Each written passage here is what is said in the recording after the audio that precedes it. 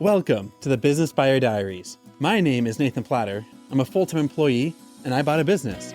I did everything right, from finding the deal, handling all the due diligence on 63 opportunities, and ultimately bought a profitable gym.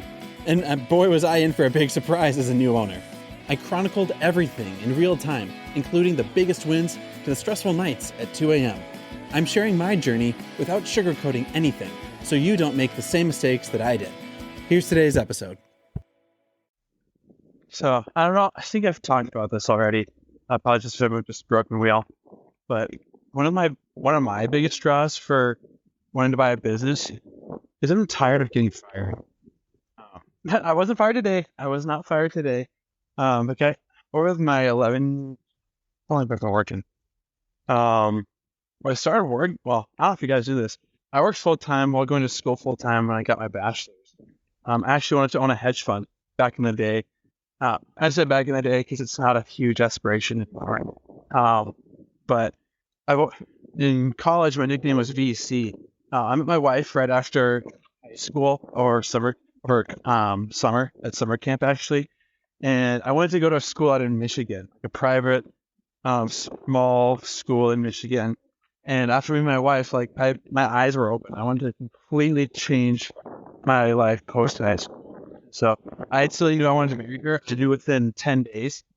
That I was going to marry this person, and I altered my whole college experience so that I could get closer to that. It's so sidetracked. But long story short, I started working like crazy.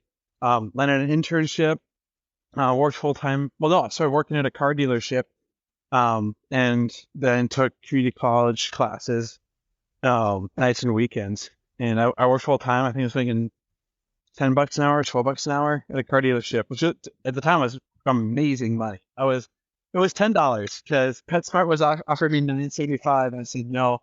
But the Mercedes dealership offered me $10 an hour, so I went with that one. Oh, that's funny. But anyhow, no. So I did that, but I was working 40 hours a week so I could pay for school and save up money for a ring and get ready for our life together. And then just kept working nonstop while in school, after school, as we were married. But I've been fired I have to go through my records. I've been fired or laid off 5 or 6 times in my career. I never know like the full reason why. It's just like the company goes in a different direction, or they no longer need my services anymore. But when you get laid off or fired, or you wake up and your email stops working, or like you now can't get a hold of your coworkers and they like don't text you back when you're like gonna be meeting up because they found out you got let go before you did. It is so isolating. Like it's a stomach punch. Like I almost passed out the first time I was told over the phone that it was my last day. Like I got tunnel vision and I almost like passed out at my desk in the cubicle at Polaris Industries. And I hate that feeling. Like you go from every day is normal to like scramble and survival mode. And that is the hardest thing to experience and to go through. And I don't want to go through that again. I don't want my staff to go through that. I don't want my friends to go through that. And it just strips you away, like on the spot, and you have like nowhere to go, no options to take, and instantly like you're now in like recovery mode or whatnot. And so one thing I'm really looking forward to, I think I'll be taking a pay cut at the end when I make this transition. I'm overpaid for my role, and I know what my market rate is for being an employee. And I'm paid way more than what my market rate is. I'm really lucky in that stuff. I'd rather take a pay cut and know that I can protect my employees. They can take care of my customers. But if I want to scale and get more customers, we can market and do promotions, referrals. We can hit the phones. But guys, I'm not going to wake up one day and find out that I got fired. Unless I completely did something that broke franchise rules. One of the things, you can't have a felony. Like, so just don't rob any banks. Don't commit a felony, and then I won't get fired, right? Or breach contract. Stop my landlord. Like, it's outlined for you what you need to do to keep your business. And I'm not going to wake up one day and I go from something to nothing. That's probably like the scariest, especially if you're a dude and your job is to provide for your family, if you're the breadwinner, like at the end of the day, God provides. God takes care of you. He is your source of everything. And yes, I believe that, but there's always this little voice in the back of that thought where it's like, yeah, but I work hard. Yeah, I put in the hours. Yeah, I hustle and grind or whatever. But if you just get hit by getting fired or laid off, it's not going to happen again. You know the conditions and the terms of where you get released. And I'm really looking forward to that never being in my mind. Right now, it's August of 2020. Or no, sorry, August of 2023. And in the tech world especially, there's layoffs every day. It's also a downer when I open LinkedIn. It is a downer because half of the posts are people being open to work. They got laid off. They got downsized. Reduction in workforce. There's a few people that are in those leagues that they have the caliber and the crazy to go be a business owner, and they can do it. I know how their work ethic. I know what they're willing to do to land deals, to make sales, to networking, to do it, and yet they're waiting for someone to give them that next opportunity.